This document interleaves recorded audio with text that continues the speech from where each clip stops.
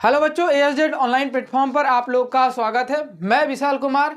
आज हम लोग क्या करेंगे, अवतल उत्तल दर्पण से जो हम लोग पिछले लेक्चर में पढ़े हैं उसके बेस पर, उसके आधारित पर जितने भी न्यूमेरिकल, जिस प्रकार के न्यूमेरिकल बन सकते हैं वो सभी के सभी प्रश्न हम लोग आज स्टार्ट करेंगे। ठीक है, तो सबसे पहले हम लोग line by line, step by step, मतलब पहले इजी स्टेप करेंगे, फिर उसके बाद हार्ड की तरफ बढ़ते हुए जाएंगे। ठीक है, समझ में आया सबको?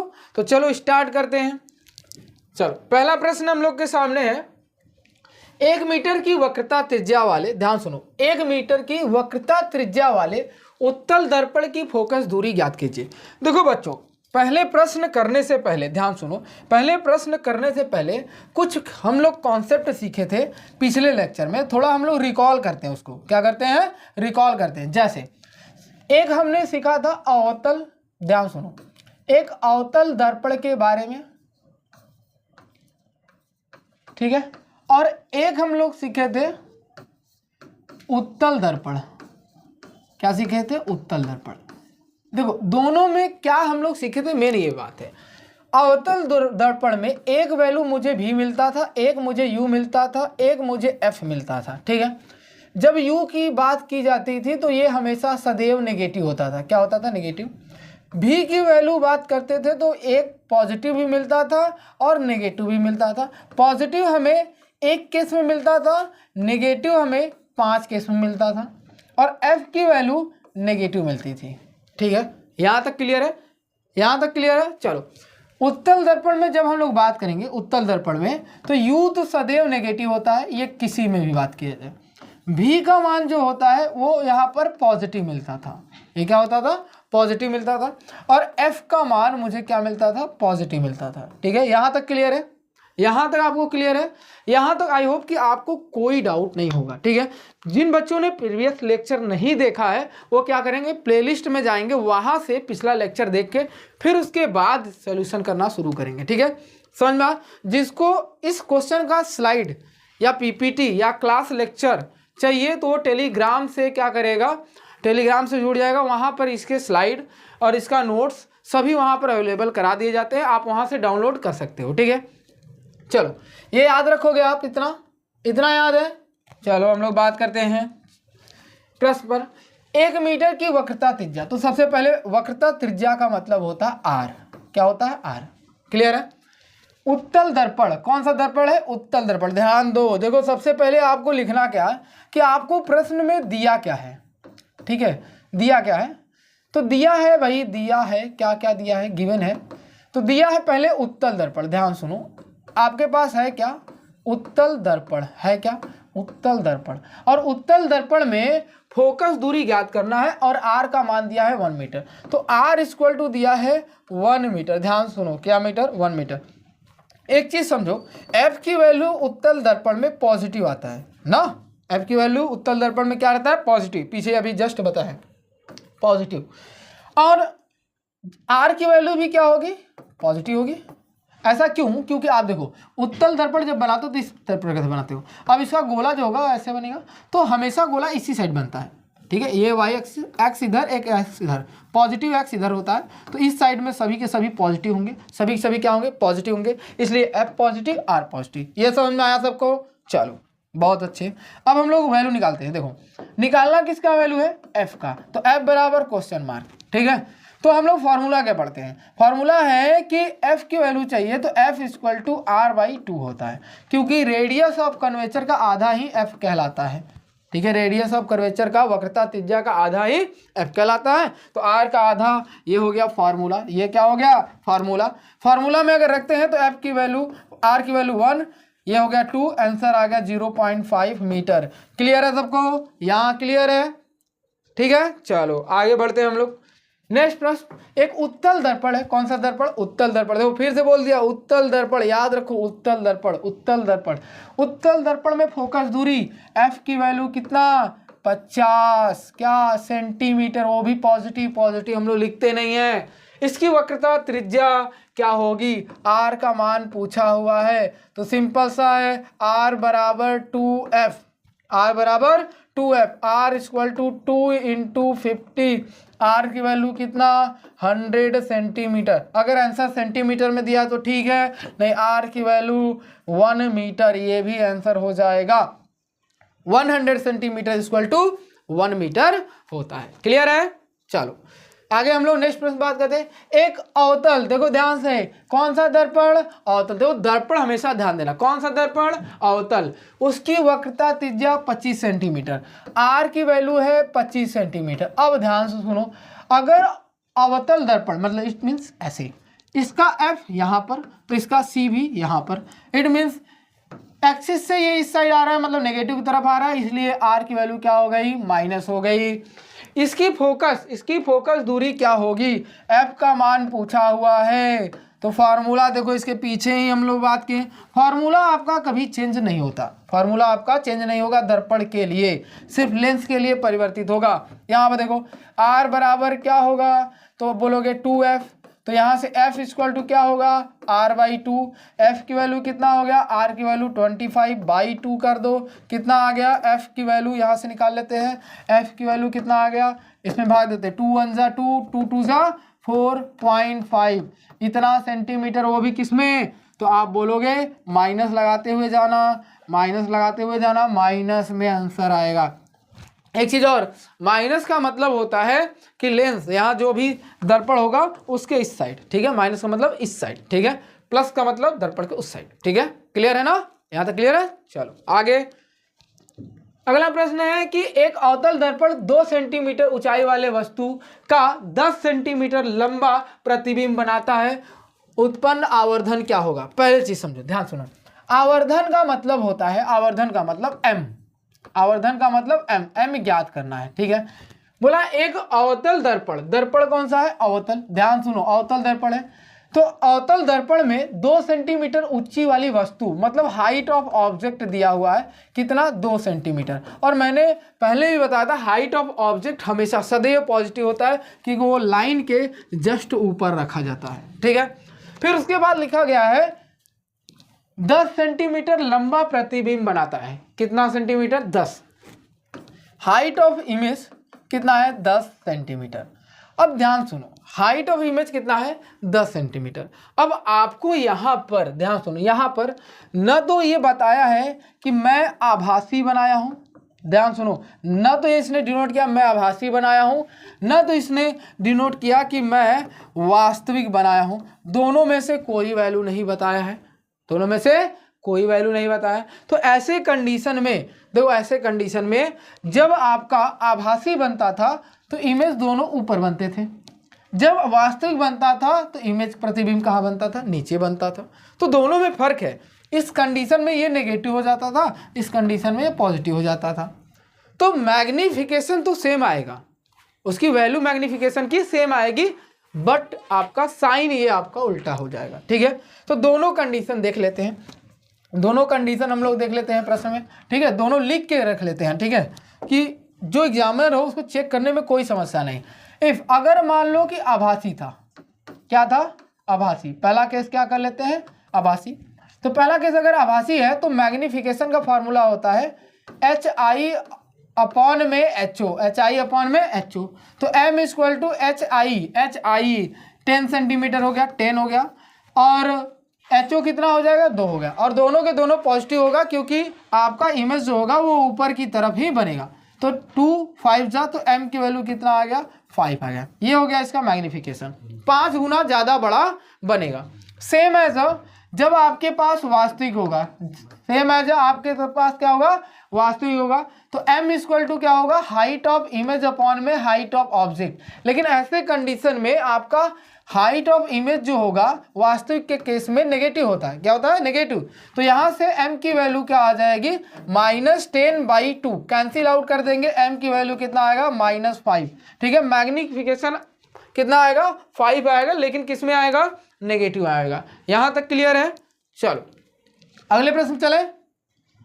अगला प्रश्न है 1 सेंटीमीटर ऊंची वस्तु को 10 आवर्धन वाले अवतल दर्पण के पास रखा जाता है तो प्रतिबिंब की लंबाई ज्ञात कीजिए कि कितनी होगी।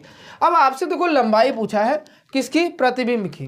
तो यहाँ पर भी आपको क्या डिनोट नहीं किया है कि आभासी है कि वास्तविक है। तो लंबाई पूछा है तो लंबाई देखो प्लस में निकालो चाहे माइनस में निकालो, आंसर सेम आएगा। ठीक है, आंसर क्या आएगा? सेम आएगा। बस आपको मैंने पहले भी बताया था, अगर माइनस आता है तो आपको क्या बताता है, या तो इमेज जो होगा ऊपर होगा या तो नीचे। माइनस का मतलब नीचे हो जाएगा, प्लस का मतलब ऊपर हो जाएगा, लेकिन हाइट में कोई चेंजेस नहीं आएगा। ठीक है, तो आप दोनों में से कोई भी कर लो, दोनों में से कोई भी कर लो, हाइट सेम ही रहेगा। ठीक है, अब देखो यहाँ पर कैसे लिखोगे, आवर्धन क्षमता m की वैल्यू कितना है? 10 है। देखो अब ये यहाँ पर पिछला क्वेश्चन देखो, पिछला समझ में आएगा आपको पिछला देखो, m की वैल्यू -5 और यहाँ पर m की वैल्यू 5 है, दोनों है ना m की वैल्यू।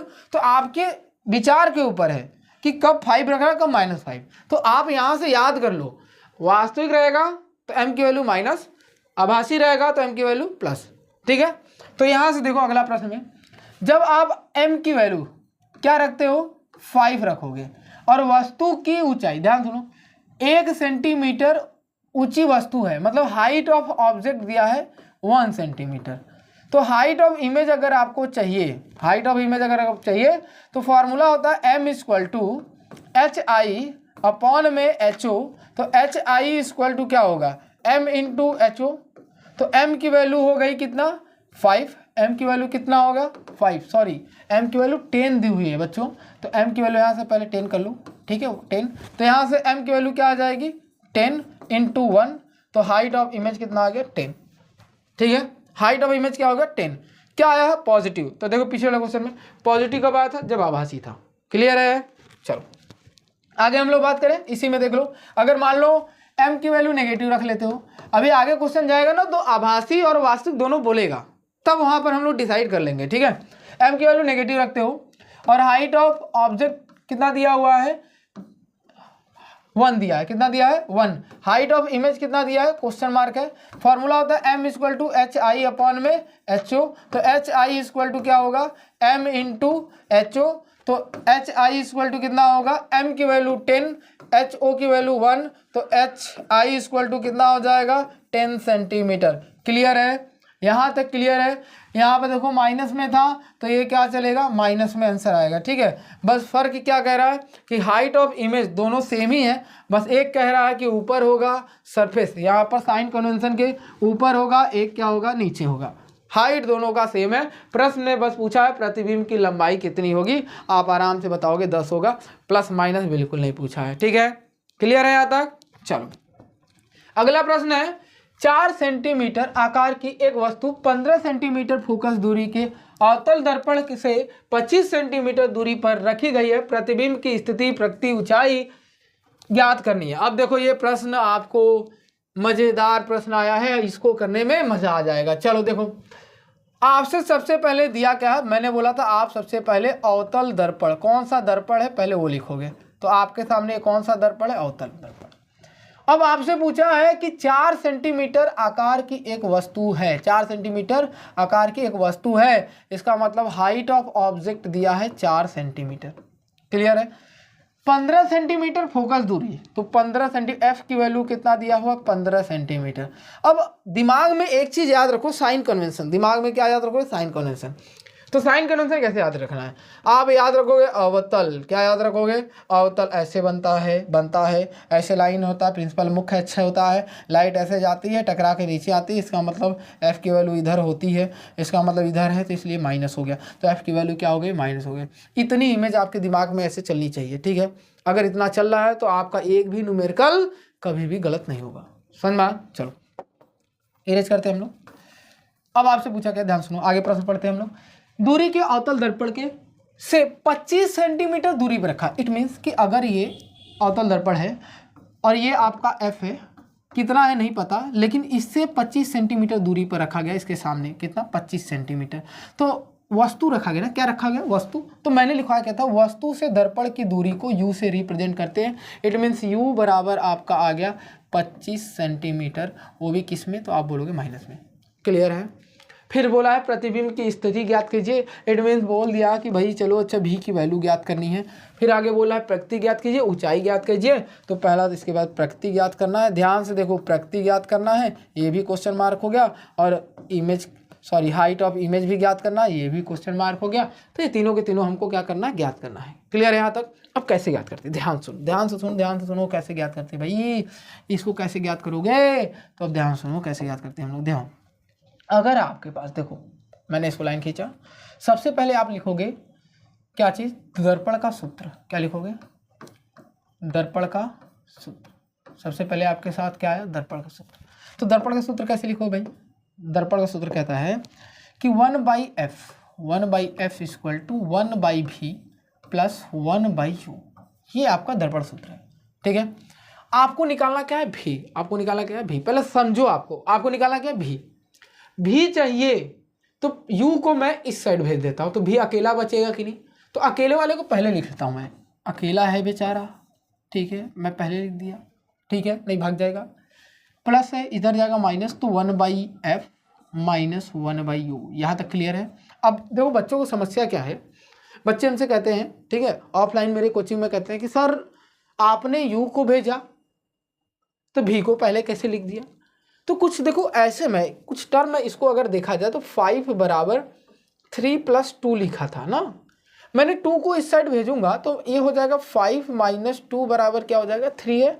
तो मैंने कुछ किया नहीं है, बस 3 को पहले लिख दिया बेटा, 3 हो गया, और यहाँ पर 5 माइनस क्या हो गया, 2 हो गया। ठीक है, क्रम मैंने बस बदल दिया है, ठीक है, क्रम मैंने एक्सचेंज कर दिया, ठीक है, और कुछ मैंने ज़्यादा कुछ नहीं किया हूँ। ठीक है, क्यों, क्योंकि भी बहुत अकेला महसूस कर रहा है, ये दोनों साथ साथ हैं। ठीक है, अब जब साथ साथ है तो भागेगा नहीं, भी को भागने चांस ज़्यादा है, तो इसको मैंने अकेले से पहले लिख दिया। ठीक है, चलो आगे देखते हैं। 1/v क्लियर है। f की वैल्यू क्या है, यहाँ से देख देख के लिखा जाता है। f की वैल्यू क्या है, तो आप बोलोगे 1/-15 माइनस हो गया। u की वैल्यू क्या है, -1/-25।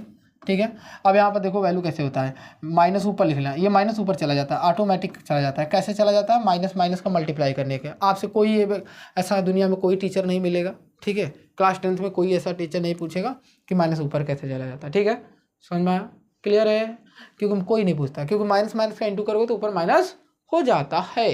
ठीक है, आपको बचपन में पढ़ाया जाता है। ठीक है, माइनस में माइनस का मल्टीप्लाई करने पर प्लस आ जाता है, 1/25 हो गया। क्लियर है, यहाँ तक क्लियर है? हाँ, बहुत से, गुड। अगर आप एलसीएम लेते हो, 25 और 15 का एलसीएम लेते हो, बच्चों को अगर एलसीएम नहीं लेने आता तो यहाँ पर आप लिखोगे 25 और यहाँ लिखोगे 15। ठीक है, बार बार मैं नहीं बताऊँगा, आपको करके जैसे करने आना चाहिए, क्योंकि एलसीएम एचसीएफ आपको छोटे लेवल में पढ़ाया जाता है। वैसे भी आप क्लास 10th में हो तो आपको पढ़ा चुके होंगे सब लोग। ठीक है, अगर आप यूपी बोर्ड से हो तो क्लास 10th में पहला चैप्टर एलसीएम और एचसीएफ ही है, तो आई होप कि आप लोग इसमें माहिर होगे, आपको महारत हासिल हो चुका होगा। अगर नहीं हासिल हुआ है तो ऐसे हम लोग सीख लेते हैं। पहले 3 का मल्टीप्लाई किए 25, ये हो गया 5, और यहाँ पर 5 मल्टीप्लाई किए 25, 5 हो गया, ये हो गया 1, फिर से 5 किए, 1 1 हो गया, तो 3 5 15, 15 75, तो यहाँ से एलसीएम कितना आ गया, 75। क्लियर है? 15 का टेबल पढ़ते हैं, 15 × 5 = 75, तो ये हो गया 15 × 5 = 75 प्लस 25 × 75। ठीक है, यहाँ तक क्लियर है? इसको मैं इरेज कर दिया। अब इरेज करने के बाद मैं क्या लिखूंगा, लाइन मैंने ऐसे खींच दिया, खींचने के बाद लाइन में मैं क्या ऐड कर रहा हूँ, तो आप बोलोगे सर इसके बाद सॉल्व है, -5 + 3 इट मीन्स -2। ध्यान सुनो, -2 इसको पहले लिखने के पहले हम लोग क्या कर रहे हैं, पहले ये वाला लाइन लिख लेते हैं। 1/v बराबर चल रहा है ना, तो 1/v इक्वल टू -5 + 3 -2 अपॉन में 75 हो गया। तो भी अब पूरी वैल्यू से पलट देते हैं, ठीक है, पूरी वैल्यू से घुमा देते हैं, तो इसमें v बराबर -75/2। ठीक है, अगर आप पॉइंट में चेंज भी करते हो तो ये कितना आ जाएगा, -375। ठीक है, ये आएगा। ठीक है, वो भी सेंटीमीटर में। अब एक चीज़ अपने से खुद से जानो, देखो कैसे खुद से जानोगे आप। अगर आप ध्यान सुनो, अगर ये दर्पण है, ठीक, कौन सा, अवतल दर्पण है, और इसकी वैल्यू क्या है, नेगेटिव है, तो इस मीन्स की ये इसी साइड बना है। किस साइड बना है, इसी साइड बना हुआ है। कोई दिक्कत है? अब आपसे पूछा गया है height of image, height of object, प्रकृति सब कुछ याद किया है, तो पहला तो इस साइड बना है हमेशा बियॉन्ड, और कितनी दूर, तो u से भी पीछे, u से भी पीछे। ठीक है, इसका मतलब बियॉन्ड द सी। कैसे पता चल रहा है मुझे बियॉन्ड द सी, क्योंकि f की वैल्यू 15 है, तो ये कितना हो जाएगा 30, c की वैल्यू क्या आ गया 30, इसी का दुगुना होता है c, तो इसके पीछे बना है 37.5। ठीक है, क्लियर है? चलो अब चेक कैसे करते हैं, ध्यान सुनो। अब इसके आगे भी प्रश्न पूछा है, प्रकृति ज्ञात करनी है, एच आई ज्ञात करनी है। तो एच आई ज्ञात करने के लिए पहले हम लोग को एम ज्ञात करना पड़ेगा, ठीक है। ध्यान सुनो, एम कैसे ज्ञात होता है। तो एम ज्ञात करने के लिए माइनस, एक फॉर्मूला मैंने लिखवाया है, माइनस भी अपॉन में u, m equal to minus भी की वैल्यू अभी जस्ट आया।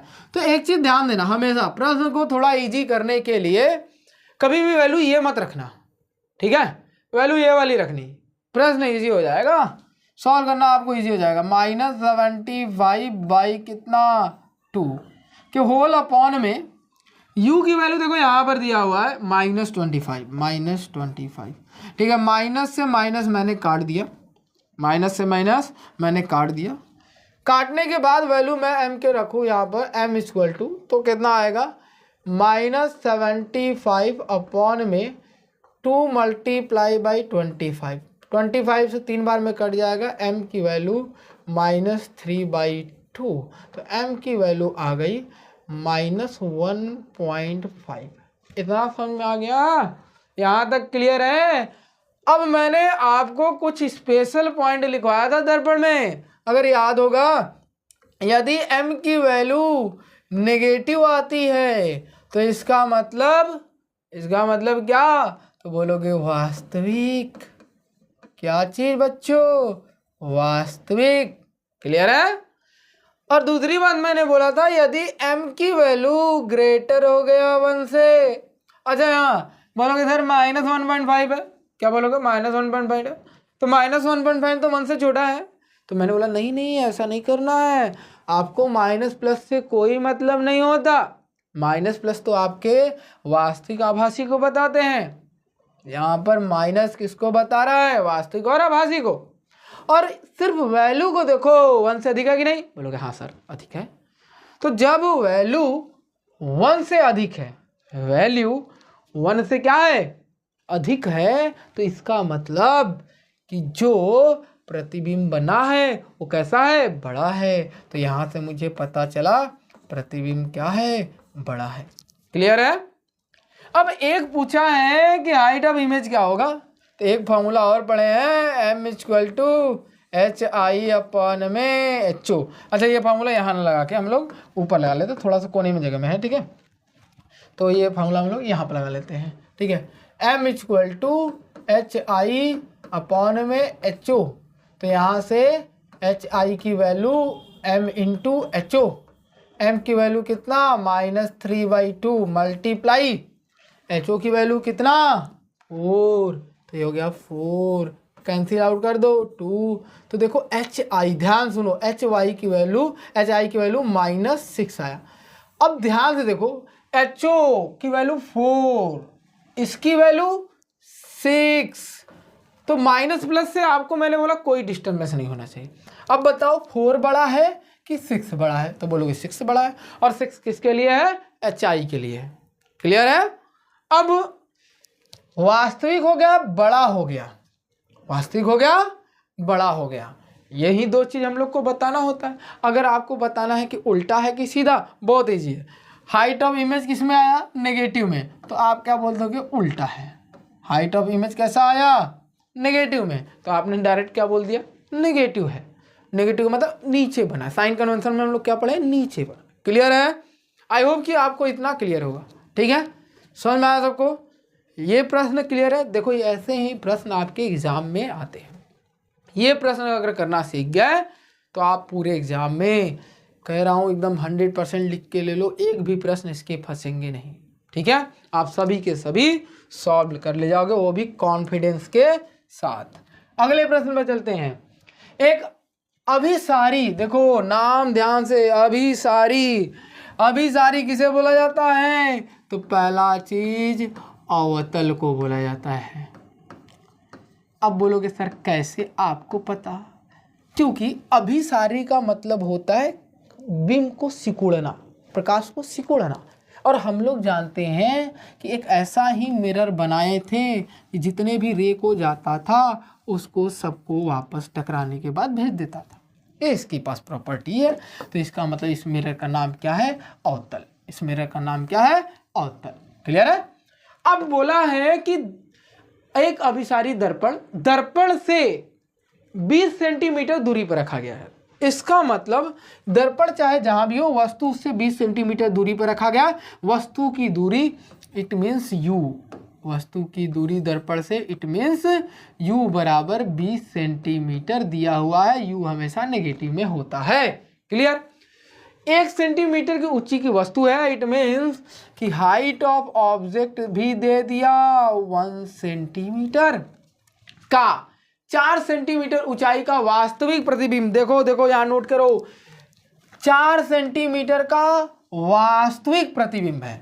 इसका मतलब कि हाइट ऑफ, देखो ध्यान सुनो, हाइट ऑफ इमेज तो दिया है, देखो ध्यान से, हाइट ऑफ इमेज तो दिया है 4 सेंटीमीटर, लेकिन बोल दिया ना वास्तविक। अब ध्यान सुन, दिमाग में पहले वास्तविक के लिए होना क्या चाहिए कि वास्तविक के लिए जो इमेज बनता था वो 5 केस नीचे ही बनता था, सिर्फ एक केस ऊपर बनता था, सिर्फ एक केस ऊपर बनता था। तो इसका मतलब जब भी नीचे बनता था तो इसका मतलब ये क्या होगा, नेगेटिव में होगा कि नहीं? यहाँ तक क्लियर है? प्रतिबिंब की दूरी की गणना कीजिए, इट मीन्स कि भी की वैल्यू आपको निकालना है। क्या होगा? दर्पण की फोकस दूरी की गणना कीजिए, एफ की वैल्यू भी निकालना होगा। अब तो बहुत समस्या होगा, भी और एफ दोनों निकालना है। आप कहोगे सर दर्पण का सूत्र भी नहीं लगेगा। अरे दर्पण का सूत्र नहीं लगेगा, फिर भी एक और जादू दिया है। देखो जादू कैसे देखते हैं हम लोग। अगर आपको दर्पण का सूत्र निकालना है, दर्पण का सूत्र अगर आपको याद है तो 1/f = 1/v + 1/u। अगर आप इसको निकालने भी बैठो ना तो आपके पास v भी नहीं है, f भी नहीं है, u से काम नहीं चलेगा, सिर्फ अकेले u से काम नहीं चलेगा। तो अब इसके लिए आप क्या कर सकते हो, तो एक फार्मूला और बचा, आवर्धन m = तो m = v/u होता है। तो u तो है आपके पास, u तो है, v नहीं है।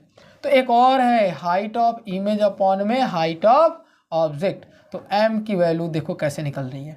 m की वैल्यू, हाइट ऑफ इमेज कितना -4, हाइट ऑफ ऑब्जेक्ट कितना 1, तो m की वैल्यू कितना -4। क्लियर है? यहाँ तक क्लियर है? बहुत सही। अगर m की वैल्यू -4 है तो दूसरा फॉर्मूला लगाओ ना, m = क्या -v/u। ठीक है? तो m की वैल्यू -4, वैल्यू पुट करते हैं, माइनस से माइनस कट गया, तो इसका मतलब v = क्या 4u और v = 4 × u की वैल्यू हम लोग को पता है कैसे, यहाँ पर 20 लिखा, तो ये हो गया -20। तो v की वैल्यू कितना -80 सेंटीमीटर। कितना इजी था, ठीक है? आपके पास कितना इजी है। चलो दूसरा प्रश्न हम लोग के पास, इसमें देखो इसी में क्या बोला है, b का मान तो निकल गया, f का मान निकालना है। अब हमारे पास u भी है, b भी है, दोनों है। मेरा फॉर्मूला लगाते हैं, 1/f = 1/v + 1/u। 1/f = 1/v की वैल्यू कितना -80, u की वैल्यू कितना -20। 1/f = ये हो गया -1/80 ± 1/20। आप एलसीएम ले लो तो एलसीएम आएगा 80। जिस बच्चों को एलसीएम नहीं लेने आता वो ऐसे रफ खींचेंगे, 20 लिखेंगे, 80 लिखेंगे, फिर एलसीएम ले लेंगे। एलसीएम मेथड जानते हो, ऐसे ही करना है, जो आएगा वो एलसीएम ले लोगे। ठीक है? वैसे डायरेक्ट मेथड भी है, देखो 20 का 80 में भाग दो, भाग देने पर एक पूरा कट गया, इसका मतलब 80 आपका एलसीएम हो गया। कितना इजी है, 80 बन जा 80। ठीक है? 80 में 1 का भाग दिए 1, ये भाग दिए 4 बार जाएगा, 20 चौके 100, सॉरी 20 चौके 80। तो यहाँ पर क्या आ गया, 1/f की वैल्यू माइनस माइनस, तो ये हो गया -5/80। वैल्यू को पलट दो तो 1/f की जगह हो जाएगा f, ये कितना हो जाएगा 80, माइनस रहेगा 5 से इसे कैंसिल कर दो तो f की वैल्यू कितना, 5 1 जा 5, 5 6 जा, तो ये आ गया -60 सेंटीमीटर। किसकी वैल्यू, f की वैल्यू। कितना इजी है, सबको समझ में आ रहा है? मज़े आ रहे हैं? मज़े आ रहे हैं ना? चलो भाई आगे हम लोग बढ़े। चल अब आगे है कि 8.5 सेंटीमीटर की सुई 15 सेंटीमीटर फोकस दूरी वाले उत्तल दर्पण से 12 सेंटीमीटर दूरी पर रखी गई है। ध्यान सुनो, बोला 4.5 सेंटीमीटर की सुई, मतलब सुई ही वस्तु है। तो आपको दिया क्या है, हाइट ऑफ ऑब्जेक्ट दे दिया है 4.5 सेंटीमीटर, ठीक है। अच्छा एक चीज़ देखो, यहाँ पर एक चीज़ देखो, यहाँ पर उत्तल दर्पण है। कौन सा दर्पण? उत्तल दर्पण। अगर आपको उत्तल दर्पण थोड़ा सा भी याद है तो वो इस तरीके से बनता है। इस तरीके में F इधर होता था। तो आपसे प्रश्न में बोला है फोकस दूरी, क्या बोला है? फोकस दूरी। तो फोकस डालते हैं भाई, फोकस डालते हैं कितना? 15। कितना डाले हम लोग? 15। तो 15 डाल दिए, 15 सेंटीमीटर, वो भी किस में? पॉजिटिव में। तो पॉजिटिव हम लोग लिखते नहीं, ठीक है। 12 सेंटीमीटर की दूरी पर रखी गई है। इसका मतलब u की वैल्यू तो 12 दिया हुआ है, और u की वैल्यू आंख बंद करके बोला करो सर नेगेटिव होगा। क्या होगा? नेगेटिव होगा, कहीं भी नेगेटिव होगा, नेगेटिव होगा, नेगेटिव होगा, बहुत सारे नेगेटिव होगा। प्रतिबिंब का स्थान, स्थान भाई, स्थान मतलब भी, ठीक है। आवर्धन, आवर्धन मतलब m, ठीक है। गिवन लिख रहा है, गिवन है यही। बताइए सुई की दर्पण से, सुई की दर्पण से दूरी ले जाने पर क्या होगा? मतलब बोला है बताइए कि सुई को दर्पण से दूर ले जाने पर क्या होगा। हाय, दूर ले जाने पर पहले पास, तो जितना पास है उतना पर तो कैलकुलेट कर ले, फिर दूर ले जाएंगे हम लोग, ठीक है। दूर ले जाएंगे, दूर हम लोग लेके जाएंगे। कैसे लेके जाएंगे? चलो वो अभी बात करेंगे। अगर आपको v की वैल्यू चाहिए, ध्यान सुनो, अगर आपको v की वैल्यू चाहिए, किसी भी हाल में v की वैल्यू मुझे चाहिए भाई, तो v की वैल्यू कैसे निकलती है? दर्पण के फॉर्मूला से लिखेंगे। दर्पण, दर्पण का सूत्र क्या लिखेंगे? दर्पण का सूत्र, दर्पण का सूत्र होता है 1/f equal to 1/v plus 1/u। यह है भाई दर्पण का सूत्र, ठीक है। अब इस दर्पण के सूत्र को मैं अप्लाई करूँगा, क्या करूँगा? अप्लाई करूँगा। तो यहाँ मैं लिख लेता हूँ, आप देखो सिंपल से सीधे एकदम करोगे, ठीक है। 1/f equal to 1/v plus 1/u।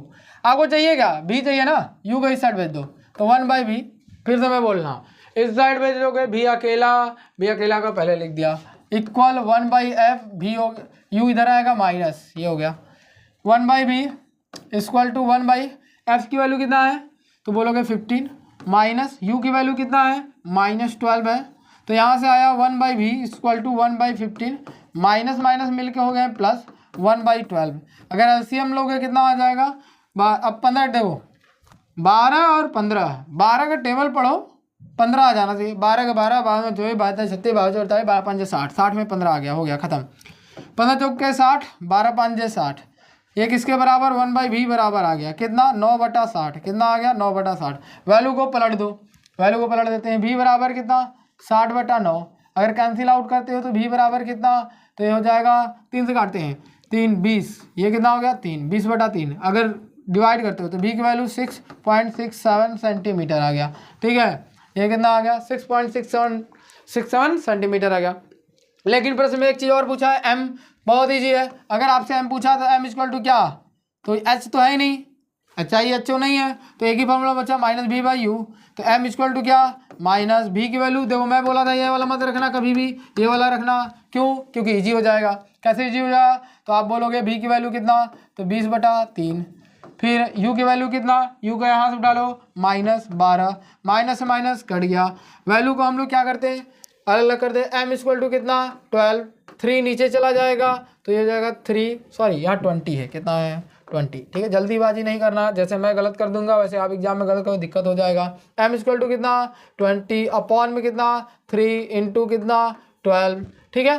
तो यहाँ पर कितना हो जाएगा? m इक्वल टू कितना? 20 अपॉन में 36। अगर मान लो by the way cancel out भी करते हो तो 10 बाई कितना? 18, ठीक है। और भी कैंसिल आउट करना है 5/9। तो इसका मतलब m की वैल्यू कितना आया? 5/9। तो m इज लेस देन 1, छोटा है, तो इसका मतलब प्रतिबिंब क्या बनेगा? छोटा बनेगा। सही है, यहाँ तक क्लियर है? चलो आगे बढ़ें। चलो अगला प्रश्न है, 2.5 सेंटीमीटर ऊंचा एक तीर 20 सेंटीमीटर फोकस दूरी के अपसारी, देखो बच्चों यहाँ आ गया अपसारी।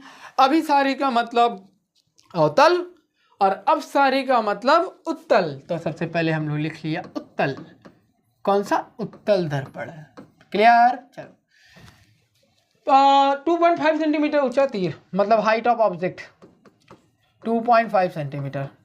ठीक है, एक तीर 20 सेंटीमीटर फोकस दूरी मतलब एफ इक्वल टू कितना 20, वो भी किस में पॉजिटिव में, साइन कन्वेंशन में से दिमाग में याद रखना, उत्तल में एफ पॉजिटिव 20 सेंटीमीटर दूरी पर रखा गया है।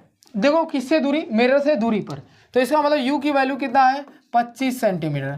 ठीक है, 25 है, 20 नहीं 25, तो ये भी किस में माइनस में। ठीक है, क्लियर है। बनाने वाले प्रतिबिंब की प्रकृति स्थिति साइज ज्ञात कीजिए, मतलब आपको भी का मान ज्ञात करना है, ध्यान सुनो, भी का मान ज्ञात करना है और प्रकृति स्थिति मतलब हाइट ऑफ ऑब्जेक्ट भी ज्ञात करना है और लास्ट में प्रकृति भी ज्ञात कर लेंगे। ठीक है, क्लियर है, मतलब सेम एज इसके दो प्रश्न पहले वाले पर उसी प्रकार से करेंगे। ठीक है, अब देखो इसको कैसे करेंगे। सबसे पहले हम लोग कलर चेंज कर लेते हैं, काफ़ी एक ही कलर से लिख रहे हैं। तो फार्मूला लिखते हैं, दर्पण का फार्मूला सबसे पहले 1/f equal to 1/v plus 1/u, formula यही है। तो पहले भी का मान निकालते हैं, किसका मान, भी का। अगर भी u इधर अकेला भी तो 1/v equal to 1/f minus 1/u, 1/v equal to 1/f, f की वैल्यू 20 माइनस u की वैल्यू कितना, तो u की वैल्यू यहाँ चेक करो कितना कितना कितना -25 तो 1/v equal to 1/20 minus minus plus 1/25। ठीक है, अब देखो 20 का टेबल पढ़ो चाहे 25 का पढ़ो, दोनों के एलसीएम सेम आने चाहिए। तो एलसीएम बढ़ते हैं 20 दूना 40 20 23 60 20 चौक 80 20 पंजे 100 100 दोनों के लिए, तो हो गया 100। ठीक है, 20 पंजे 100 प्लस 20 25 चौक के 100, तो यहाँ से 1/v की वैल्यू कितना बोलोगे 9/100, तो यहाँ से ऊपर लिख लेते हैं हम लोग v की वैल्यू, v बराबर कितना, पलट दिया वैल्यू को, मैं क्या कर रहा हूँ पलट रहा हूँ। ठीक है, तो v बराबर कितना, तो 100/9।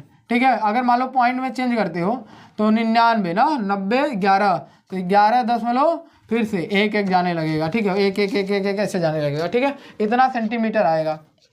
क्लियर है, यहाँ तक क्लियर है, बहुत से गुड। हाइट ऑफ ऑब्जेक्ट चाहिए, क्या चाहिए, height of object. Height of object निकालने के लिए सॉरी हाइट ऑफ इमेज चाहिए, हाइट ऑफ ऑब्जेक्ट दिया हुआ है, हाइट ऑफ इमेज चाहिए। हाइट ऑफ इमेज निकालने के लिए आपको m की वैल्यू सबसे पहले चाहिए।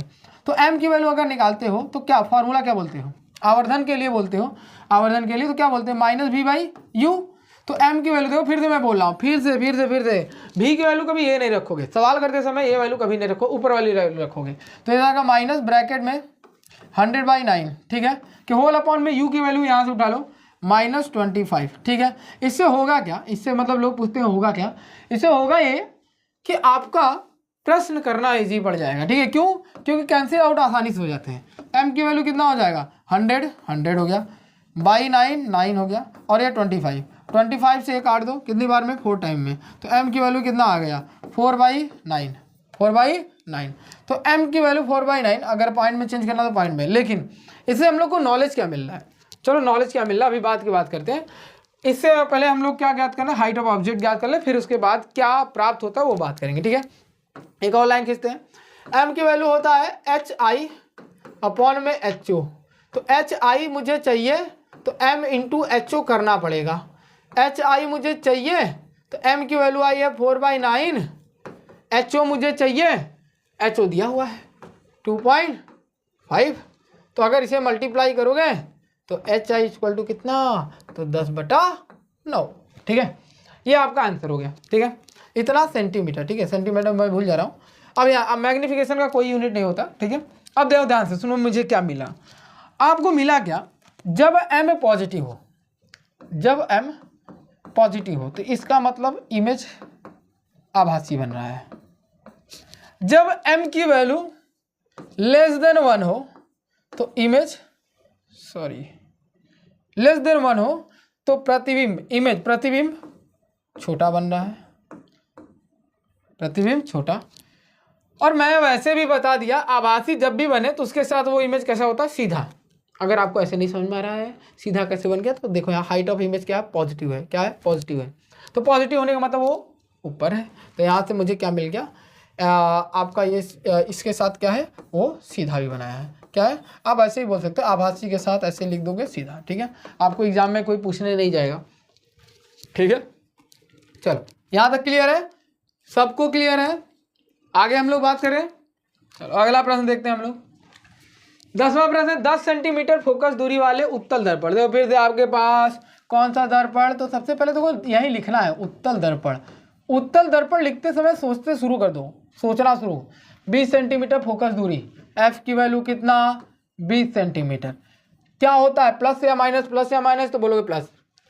उत्तल दर्पण द्वारा बनाए प्रतिबिंब वस्तु का 1/4, देखो फिर से, उत्तल दर्पण द्वारा प्रतिबिंब वस्तु का, किसका, वस्तु का 1/4 है। जैसे मैं बोलूं अगर वस्तु, ध्यान सुनो, प्रतिबिंब, अगर वस्तु का ऊंचाई x है, ध्यान सुनो, अगर वस्तु का ऊंचाई x है तो प्रतिबिंब वस्तु का 1/4 है, तो इसका मतलब x/4 होगा कि नहीं। क्लियर है, यहाँ तक क्लियर है, यहाँ तक कोई दिक्कत नहीं ना। और दूसरी बात देखो, यहाँ पर वास्तविक और आभासी की बात की जाए तो आप ये नहीं बोलोगे कि इसमें दिया नहीं है, इसमें दिया नहीं, दिया है। ध्यान से देखो कैसे दिया, कैसे खोजेंगे, हमको कैसे दिख रहा है, तुमको क्यों नहीं दिख रहा है, तुमको भाई क्यों नहीं दिख रहा है, आभासी मुझे दिख रहा है, देखो कैसे, तो आप कैसे दिख रहा है। आपको ये पता है कि अवतल दर्पण में जो प्रतिबिंब बनते हैं, प्रतिबिंब बनाने के सिर्फ 2 केस है और दोनों केस में आभासी बनता है। तो इसका मतलब आप याद रखोगे दोनों केस में आभासी बनता है तो है, इसको कोई गलत नहीं कर सकता, ठीक है। और आभासी में m की वैल्यू हमेशा पॉजिटिव होती है। क्या होती है, पॉजिटिव होता है। तो यहाँ से हम लोग दर्पण से वस्तु की दूरी ज्ञात कीजिए।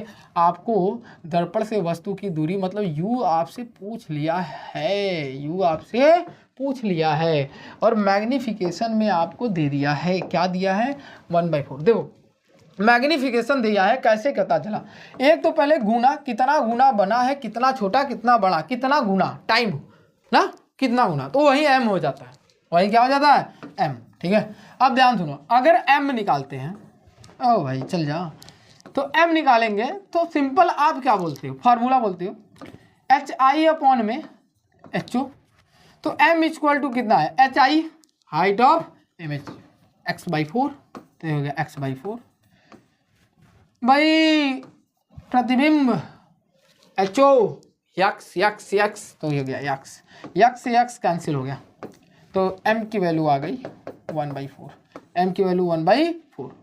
ये क्लियर है। अब इसकी वैल्यू देखो क्या कर रहा हूँ मैं, कर क्या रहा हूँ, आप कैसे सीख रहे हो, ठीक है। m की वैल्यू 1/4 है, तो दूसरा स्टेप क्या करोगे, m इक्वल टू -v/u, एक फॉर्मूला ये, m की वैल्यू 1/4, हाँ जी सर 1/4 -v/u, तो u की वैल्यू, ध्यान सुनो, क्रॉस मल्टीप्लिकेशन करने आता है ना, तो u की वैल्यू क्या आ गई -4v आ गई कि नहीं। क्लियर है, यहाँ पर u की वैल्यू -4v आई कि नहीं, बोलो हाँ सर आई। अब क्या करना है, अब आपको कॉन्सेप्ट याद रखना है कि दर्पण का सूत्र, यही कॉन्सेप्ट है, दर्पण का सूत्र याद रखना है। दर्पण का सूत्र कहता है भैया 1/f equal to 1/v plus 1/u होता है।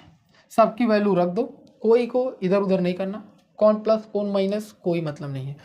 f है, f जिसका एक चीज़ और, प्रश्न में उन्हीं प्रश्नों को आप ध्यान दोगे जो गिवन हो, उन्हीं के साइन आपको प्लस और माइनस के साथ रखना है। बाकी इसके अलावा कोई भी प्रश्न हो आपको उस पर ध्यान नहीं देना है। जैसे अभी u और v का मान नहीं दिया हुआ है, वो किसी टर्म में दिया हुआ है, तो आपको ये नहीं कि b की वैल्यू प्लस होता है, इसका माइनस होता है, वो अपने आप खुद बताएगा कि मैं प्लस हूँ और वो माइनस है, वो माइनस है मैं प्लस हूँ, तो वो खुद बताएगा, ठीक है, समझ में आ रहा है ना। तो इस प्रकार से मैं f की वैल्यू दिया है, तो f की वैल्यू मैं रखूँगा 1/20 इक्वल टू, v की वैल्यू इसने खुद बोला है, मैं v ही रहूँगा, v नहीं चेंज हो जाएगा, मैं v ही हूँ। u की वैल्यू दिया है v के टर्म में -4u, तो ये प्लस, अभी आप लिखोगे -4v, ठीक है, यही होगा ना। तो 1/20 सॉल्व करते हैं, 1/20 equal to 1/v plus minus minus 1/4u, ठीक है, plus minus minus, sorry u नहीं, क्या चीज़ v, ठीक है। अगर 1/20 एलसीएम लोगे 4u होगा, 4v, यहाँ से हो गया 4, ये हो गया -1, ठीक है, v से v डिवाइड हो गया, 4 बचा, 4v डिवाइड करोगे 1 बचा, 1 हो गया, तो 1/20 इक्वल टू 3 अपॉन में 4v, ठीक है। क्रॉस मल्टीप्लिकेशन करने आता है ना, तो आप बोलोगे 4v इक्वल टू 20 × 3, ये हो गया 4 को नीचे भेजो, v बराबर 20 गुणे 3 अपॉन में कितना 4, 4 5 जे 20, तो v बराबर 5 गुणे 3, तो v की वैल्यू कितना आ गया, तो v बराबर कितना आ गया 5 3 15 सेंटीमीटर। क्लियर है यहाँ तक। अब ये देखो u की वैल्यू पूछा है, तो इक्वेशन में u बराबर कितना है -4v, तो बोलोगे इक्वेशन से फ्रॉम इक्वेशन से -4v, तो u इक्वल टू आ गया -4 मल्टीप्लाई v की वैल्यू 15, तो u बराबर कितना आ गया 15 चौके 60। देखो बच्चों v का मान पॉजिटिव आया है। आपको खुद पता होगा कि अगर उत्तल दर्पण है, उत्तल दर्पण में f का मान पॉजिटिव, दोनों इमेज इधर ही बनते हैं पॉजिटिव, और u हमेशा इधर होता है नेगेटिव। देखो ये नेगेटिव आया, अपने आप आया, मैंने प्लस माइनस लिखा, v आपका पॉजिटिव आया, v आपका पॉजिटिव आया, अपने आप आया, और f की वैल्यू आपको दिया हुआ था। ठीक है, समझ में आया, सबको क्लियर है। क्लियर है। दर्पण से वस्तु की दूरी, दर्पण से वस्तु की दूरी आपको v चाहिए, सॉरी u चाहिए था, u मैंने निकाल दिया, 60 सेंटीमीटर दूरी पर रखी जाएगी। क्लियर है यहाँ तक। आज के लिए बस इतना ही। अब हम लोग अगले वीडियो में देखेंगे जो इसका अगला पार्ट होगा न्यूमेरिकल का। तो आज के वीडियो में 10 क्वेश्चन टोटल किए, अगले वीडियो में अगला 10 करेंगे, फिर अगले वीडियो में अगला 10 करेंगे। जब तक आपको आएगा नहीं तब तक आपको सिखाते रहेंगे। ठीक है, अगर आपको 30 क्वेश्चन 40 क्वेश्चन के बाद भी अगर नहीं आया तो आप कमेंट में कमेंट बॉक्स करिएगा।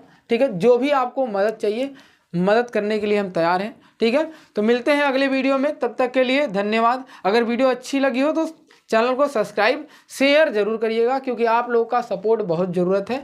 मिलते हैं अगले वीडियो में, तब तक के लिए धन्यवाद।